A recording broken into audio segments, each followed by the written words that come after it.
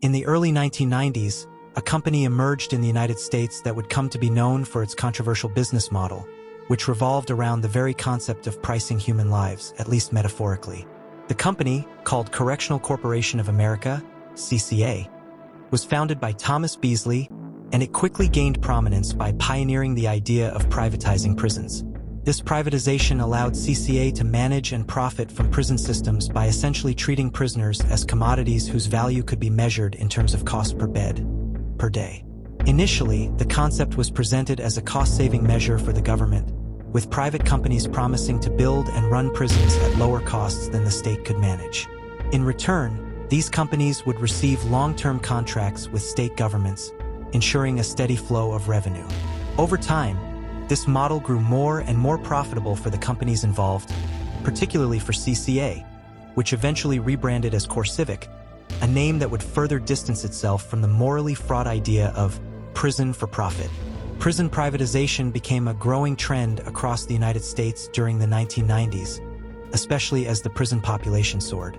The rise of mass incarceration, largely due to the war on drugs, meant that many states were overwhelmed by the increasing number of inmates. CoreCivic, along with other private prison companies, sought to capitalize on this growth. With contracts in place to house more and more inmates, the company expanded rapidly. The key selling point for the company was its ability to offer cheaper alternatives to state-run prisons. But at what cost? The financial model was based on a per diem rate. Essentially, the government would pay a fixed amount for each inmate housed in a private facility.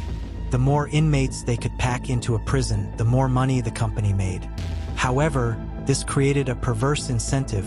Companies had no reason to focus on rehabilitation or inmate welfare. Instead, they focused on maximizing their revenue by keeping facilities at full capacity, leading to overcrowding and deplorable conditions in many private prisons.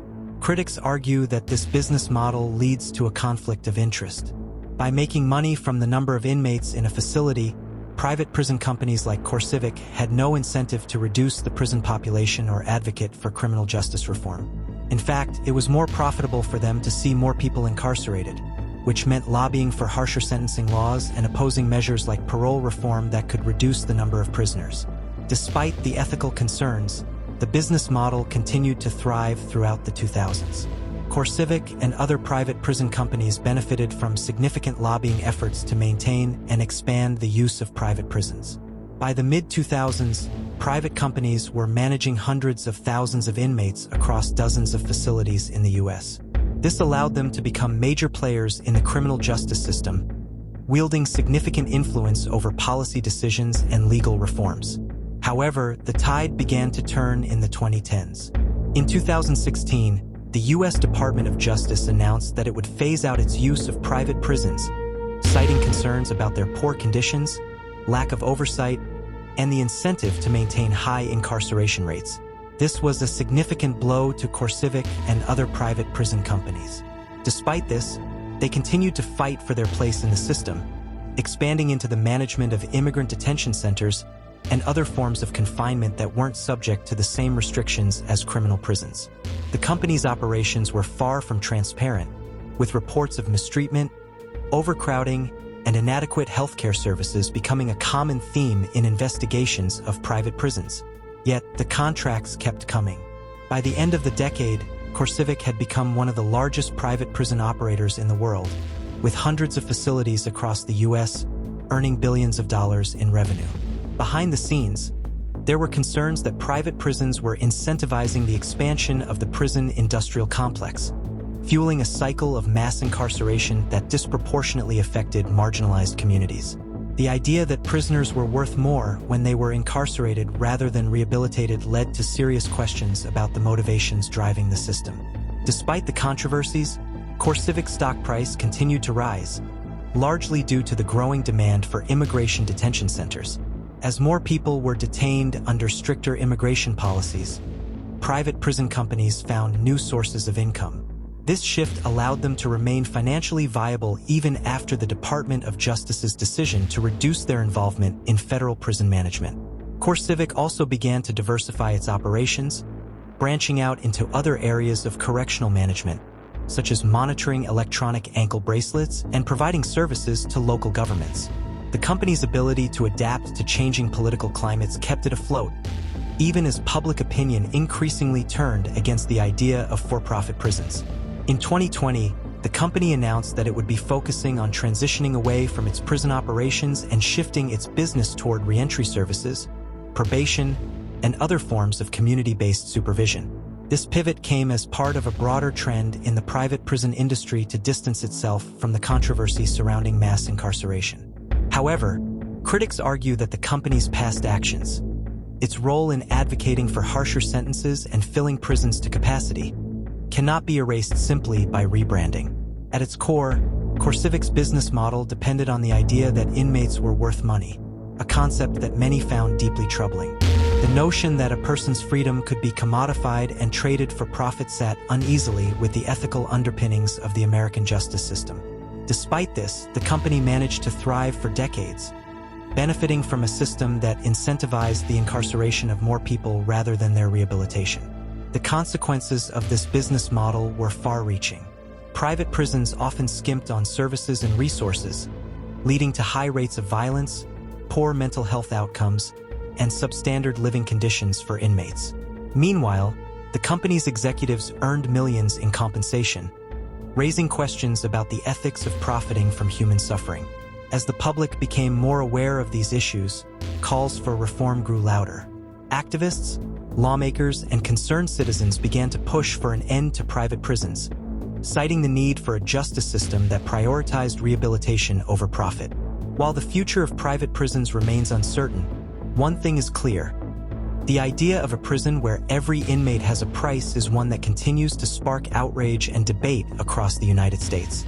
In the end, the rise of private prisons like CoreCivic serves as a cautionary tale about the dangers of privatizing essential public services.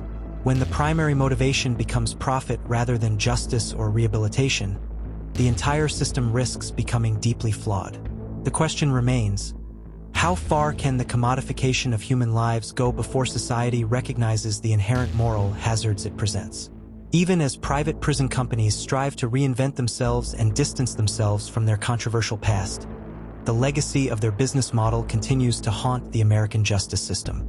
The fight for a more just and equitable system, one that values rehabilitation over punishment, remains ongoing. Only time will tell if society can find a way to break free from the economic incentives that have driven mass incarceration for so long. In recent years, there has been a growing movement across the United States to push for reforms in the criminal justice system, including calls to end the use of private prisons altogether.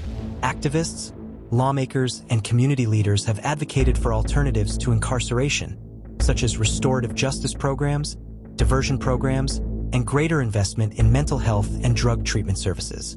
These reforms aim to address the root causes of criminal behavior and reduce the need for mass incarceration, which has disproportionately affected Black and brown communities. Despite these efforts, private prison companies have continued to exert significant influence on the political landscape, using lobbying and campaign contributions to sway lawmakers and secure contracts. This has allowed them to maintain a foothold in the system, even as public opinion increasingly turns against them. The continued presence of private prisons serves as a reminder of the entrenched interests that benefit from the status quo, making meaningful reform all the more difficult to achieve. The debate over private prisons also intersects with broader conversations about the role of the prison industrial complex in American society. Critics argue that the system is designed to profit from human suffering, and that the push for mass incarceration is driven by economic incentives rather than a genuine desire for justice or rehabilitation. The expansion of for-profit prisons has only exacerbated this issue, creating a system that prioritizes incarceration over treatment or rehabilitation. At the same time, there is growing recognition of the need to invest in alternatives to incarceration, such as community-based sentencing programs, mental health care, and substance abuse treatment. These initiatives are seen as a way to address the underlying issues that lead to criminal behavior, while also reducing the reliance on prisons as a primary form of punishment. However, these alternatives require significant political will and financial investment, and there are still many obstacles to their widespread implementation. The private prison industry's influence is also felt in the realm of immigration policy. With the rise of anti-immigrant sentiment in recent years, private companies have capitalized on the growing demand for immigrant detention facilities. This has led to a surge in the construction of for-profit detention centers, where detainees are often subjected to inhumane conditions, overcrowding, and lack of access to basic services. The business model of these facilities, which relies on holding immigrants for profit, has drawn sharp criticism from human rights organizations and activists. In the face of mounting public pressure, some states have taken steps to limit or eliminate the use of private prisons. For example, California passed legislation in 2019 that requires the state to phase out private prisons by 2028. Other states, such as New York and New Jersey, have similarly moved to restrict or ban private prison contracts. These efforts signal a growing acknowledgement that the privatization of prisons has contributed to the worsening of conditions in the justice system. However, the push for reform has not been without resistance.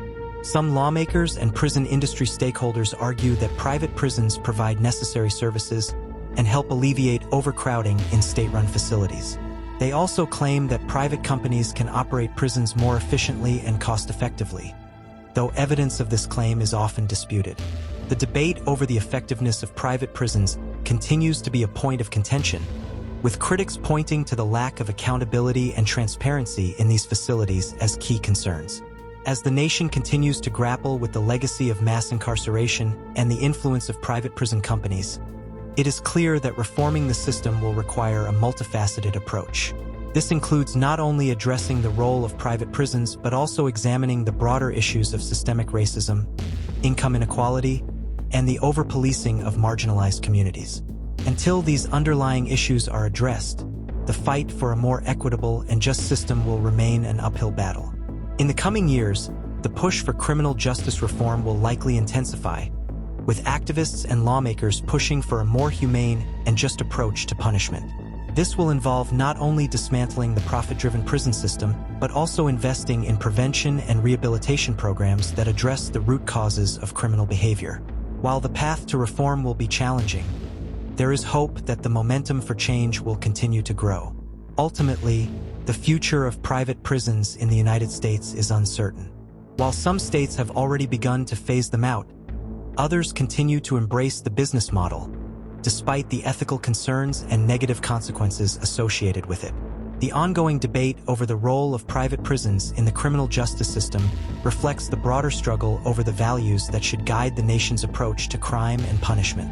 Whether or not society will break free from the economic incentives that have fueled mass incarceration remains to be seen, but the conversation is far from over. In conclusion, CoreCivic's journey from a small company focused on prison privatization to a multi-billion-dollar enterprise in the business of incarceration highlights the intersection of money, power, and justice.